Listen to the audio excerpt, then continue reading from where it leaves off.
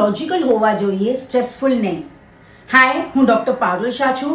હું psychologist, ગ્રાફોલોજિસ્ટ, worksheet designer અને phonics expert છું. હું ઓથર છું બુકની, જેનું નામ છે empower with BLA phonics 1 and 2. બંને અવેલેબલ છે એમેઝોન પર અને ફ્લિપકાર્ટ પર.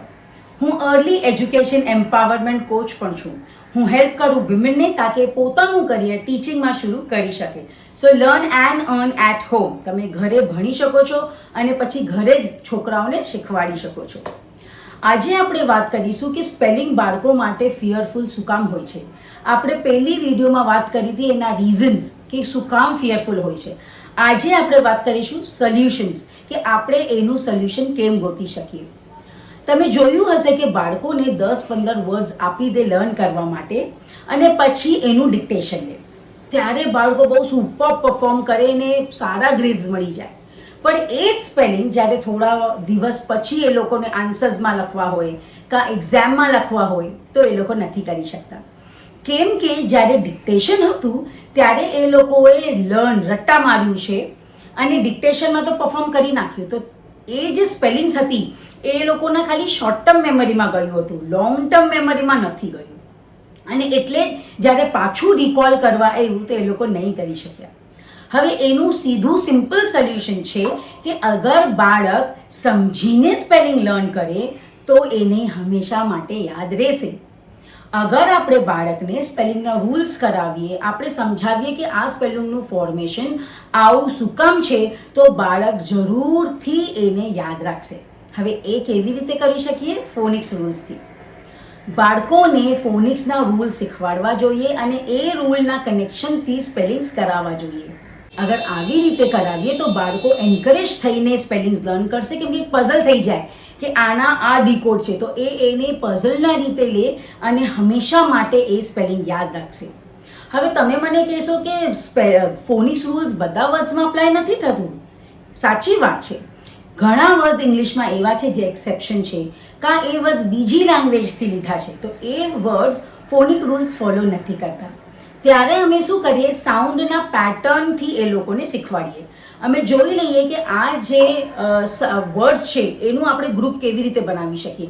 તો સિમિલર સાઉન્ડ પેટર્નના વર્ડ્સને અમને ગ્રુપ કરીએ અને પછી બાળકોને શીખવાડીએ છીએ. સપોઝ આપણે લઈએ ઓલ્ડ, તો old, fold, cold, gold, sold, આ બધા વર્ડ્સ અમે બાળકોને એક સાથ કરાવી નાખીએ છીએ. સો આવી રીતે એ લોકોને સમજમાં આવે કે બધાની સ્પેલિંગ સેમ છે અને સાઉન્ડ પણ સેમ છે.